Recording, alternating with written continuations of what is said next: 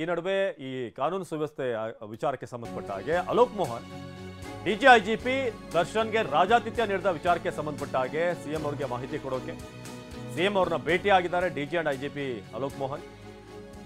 ಜೈಲು ಅಧಿಕಾರಿಗಳ ವಿರುದ್ಧ ಶಿಸ್ತು ಕ್ರಮಕ್ಕೆ ಸಿಎಂ ತಾಕೀತು ಮಾಡಿದ್ದಾರೆ. ಮುಂದೆ ಈ ರೀತಿ ಆಗದಂತೆ ಎಚ್ಚರ ವಹಿಸುವುದಕ್ಕೆ ಸಿಎಂ ಸೂಚನೆ ಕೊಟ್ಟಿದ್ದಾರೆ. ಘಟನೆ ಬಗ್ಗೆ ಸಂಪೂರ್ಣ ಮಾಹಿತಿಯನ್ನ ನೀಡಲು ಸೂಚನೆಯನ್ನ ಸಿಎಂ ಕಡೆಯಿಂದ ನೀಡಲಾಗಿದೆ. ಜೊತೆಗೆ ಅಧಿಕಾರಿಗಳನ್ನ ಸಸ್ಪೆಂಡ್ ಮಾಡಿರೋ ಬಗ್ಗೆ ಕೂಡ ಏನು ಶಿಸ್ತು ಕ್ರಮ ಆಗಿದೆ ಇದರ ಬಗ್ಗೆ ಕೂಡ ಮಾಹಿತಿ ನೀಡಲಾಗಿದೆ. ಮುಂದೆ ಈ ರೀತಿ ಆಗಬಾರ್ದು, ಇದು ಇಡೀ ಸರ್ಕಾರಕ್ಕೆ ಮುಜುಗರ, ಹಾಗೇನೇ ಇಡೀ ವ್ಯವಸ್ಥೆಗೆ ಮುಜುಗರ ತರುವಂಥ ವಿಚಾರ. ಸೊ ಅಲೋಕ್ ಮೋಹನ್ ಈ ಬಗ್ಗೆ ಭೇಟಿ ನೀಡಿ ಮಾಹಿತಿಯನ್ನು ಕೊಟ್ಟಿದ್ದಾರೆ. ದರ್ಶನ್ಗೆ ನೀಡ್ತಿರುವಂಥ ಸ್ಪೆಷಲ್ ಫೆಸಿಲಿಟಿ ಬಗ್ಗೆ ಜೈಲು ಅಧಿಕಾರಿಗಳ ವಿರುದ್ಧ ಶಿಸ್ತು ಕ್ರಮ ತೆಗೆದುಕೊಳ್ಳಿ ಅಂತ ಸಿಎಂ ತಾಕೀತು ಮಾಡಿದ್ದಾರೆ. DG and IGP Alok Mohan CM ಅವ್ರನ್ನ ಭೇಟಿಯಾಗಿ ನೆನೆಯಿಂದ ಏನೇನು ಆಗ್ತಾ ಇದೆ ಇದೆಲ್ಲದರ ಬಗ್ಗೆ ಕೂಡ ಮಾಹಿತಿಯನ್ನ ತಿಳಿಸಿದ್ದಾರೆ ಅವರಿಗೆ. ದರ್ಶನ್ ವಿಚಾರವನ್ನ ಗಂಭೀರವಾಗಿ ಪರಿಗಣಿಸಿದ ಸಿಎಂ ತಪ್ಪಿತಸ್ಥ ಅಧಿಕಾರಿಗಳ ಅಮಾನತಿಗೆ ಸಿಎಂ ಖಡಕ್ ಸೂಚನೆಯನ್ನ ಕೊಟ್ಟಿದ್ದಾರೆ. ದರ್ಶನ್ ಮತ್ತು ಇತರರನ್ನ ಬೇರೆ ಕಡೆಗೆ ಶಿಫ್ಟ್ ಮಾಡೋಕ್ಕೂ ಕೂಡ ಈಗ ಸೂಚನೆ ಬಂದಿದೆ ಅಂತ, ಬೇರೆ ಬೇರೆ ಕಾರಾಗೃಹಗಳಿಗೆ ಇವರನ್ನ ಶಿಫ್ಟ್ ಮಾಡಿ ಅಂತ.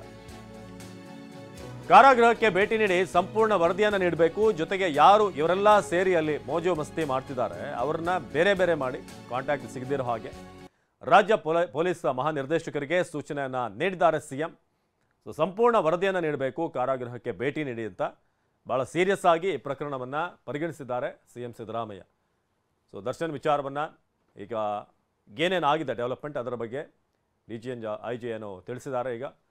ಸೊ ಭೇಟಿಯಾಗಿ ಡಿಜಿಪಿ ಒಂದಷ್ಟು ಮಾಹಿತಿಯನ್ನು ಕೊಟ್ಟಿದ್ದಾರೆ ಡಿಜಿಪಿ ಅಲೋಕ್ ಮೋಹನ್.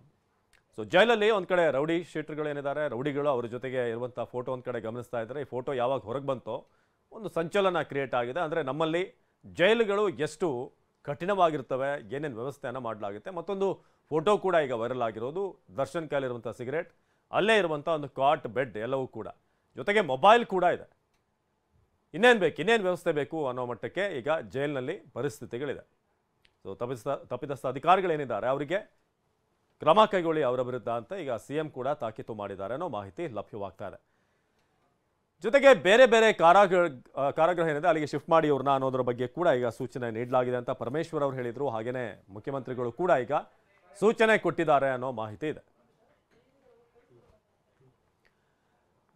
ರಾಜ್ಯ ಪೊಲೀಸ್ ಮಹಾನಿರ್ದೇಶಕರಿಗೆ ಈ ಒಂದು ಸೂಚನೆ ಬಂದಿದೆ.